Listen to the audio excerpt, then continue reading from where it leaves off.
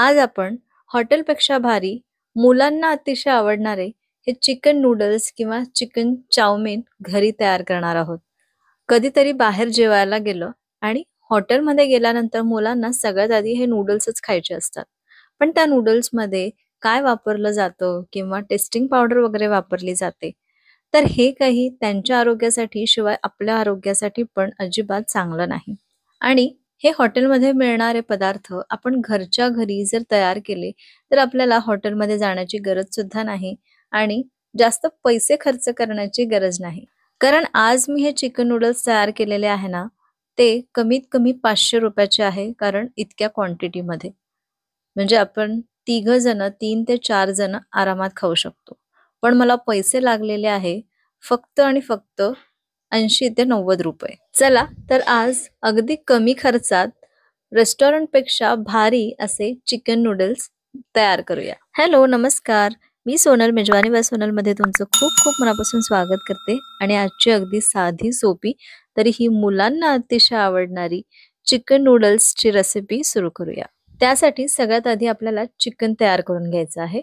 तर चिकनला मॅरिनेट करायचं आहे. इथे मी 130 ग्राम इतकं हे चिकन घेतलं आणि बोनलेस चिकन घ्यायचं आहे आणि त्याचे असे छोटे-छोटे तुकडे करून घेतलेले आहे, कट करून घेतलेले आहे. तर तुम्ही इथे लांब पीसमध्ये पण करू शकता, जसं आपण बाकीच्या भाज्या कट करतो नूडल्समध्ये त्या पद्धतीने किंवा या पद्धतीने असे छोटे-छोटे क्यूब्स किंवा असे थोडेसे या पद्धतीने कट करून घेऊ शकता. आता यामध्ये चवीपुरतं मीठ घालू. 1 चमचा तिखट घालायचं आहे.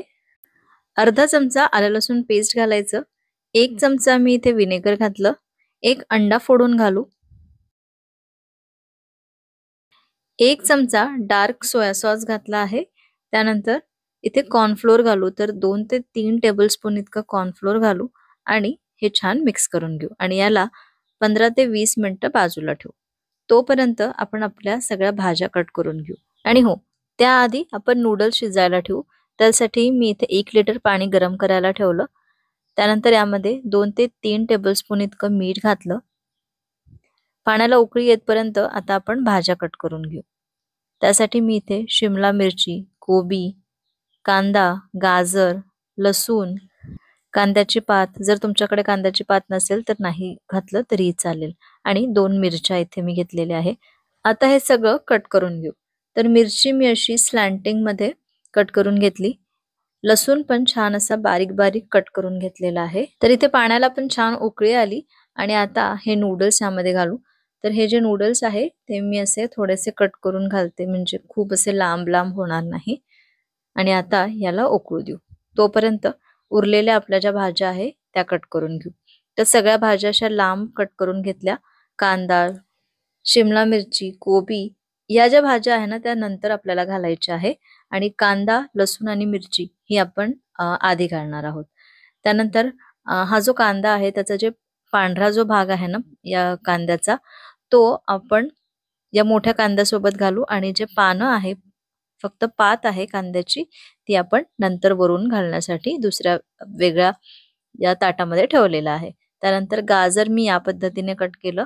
तर आपल्याकडे जी बटाटा सोलणी असते, बटाटा किसणी असते ना, त्याच्याने छान असे स्लाइस करून घेतले आणि त्याला यानंतर या पद्धतीने असे कट करून घेतलेलं आहे. तर तुम्ही बघू शकता छान असे पातळ-पातळ लांब असे हे कट झालेले आहे. आता आपले नूडल्स पण छान शिजले आहे. आता आपण हे काढून घेऊ.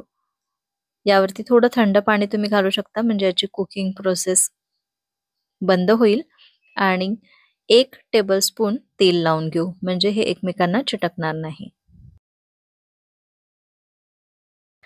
आता एक पातळ बुडाची कढई घ्यायची. जनरली बाहेर ते वोक वगैरे वापरतात. आपल्याकडे नसेल तर आपल्याकडच्या म्हणजे आपल्या घरामध्ये ना एखादी अशी कढई असते जी पातळ असते. त्याच्यामध्ये आपण काही केलं की ते पटकन करपतं. तर अशी कढई घ्यायची. त्यामध्ये मी 4 टेबलस्पून इतकं तेल घेतलं. हे जे तेल आहे ना, हे चिकन तळलेलं तेल होतं.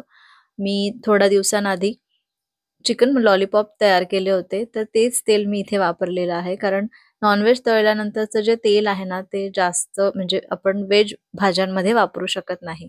मग ते तेल आपण जेव्हा काही नॉन-व्हेज वगैरे करतो, तेव्हा ते वापरून घ्यायचं. तर आता मी तेच तेल वापरलं आणि जे आपण चिकन मॅरिनेट करून ठेवलेलं होतं, ते तळून घेऊ.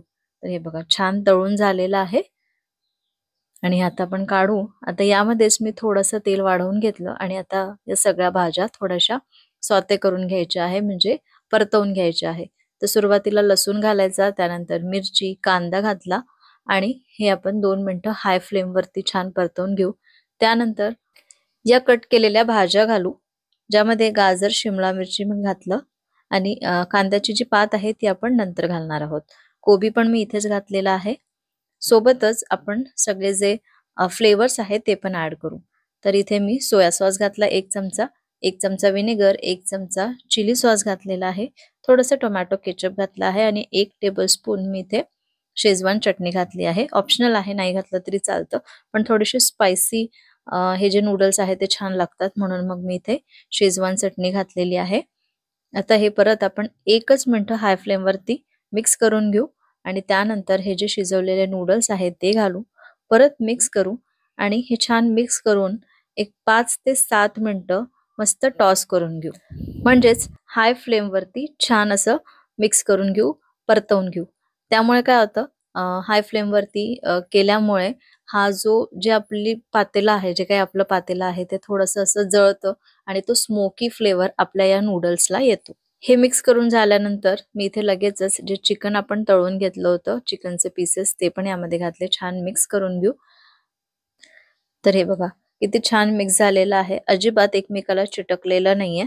आणि यामध्ये ना तेलाचं प्रमाण थोडंसं जास्त ठेवायचं, नाही तर मग ते एकमेकांना चिटकतात आणि जे नूडल्स आहे ना ते ओव्हरकुक नाही करायचे. खूप म्हणजे आधीच शिजवून घेतले तर मग नंतर हे चिटकतात, तर आपल्याला तसं करायचं नाहीये. नूडल्स थोडेसे शिजत आले की गॅस बंद करायचा आणि नंतर वाफेमध्ये परत ते थोडंसं शिजलं जातं. तर हे बघा आपले हे चिकन नूडल्स मस्त तयार झालेले आहे. आता आपण हे सर्व करू. यामध्ये अर्धा चमचा काळी मिरी पूड सुद्धा घालायची आहे. मी घातलेली आहे पण ते कॅप्चर झालं नाही कॅमेरामध्ये. तर अर्धा चमचा काळी मिरी पूड घाला, म्हणजे अजूनच छान लागते. आणि आता आपण हे सर्व करू. तर हे बघा मस्त आपले नूडल्स तयार झालेले आहे, अजिबात चिपकत नाहीये आणि मस्त असे हे चिकन नूडल्स किंवा चिकन चाउमिन तयार आहे. वरून हा पातीचा कांदा घालायचा आणि आहाहा एन्जॉय करायचं.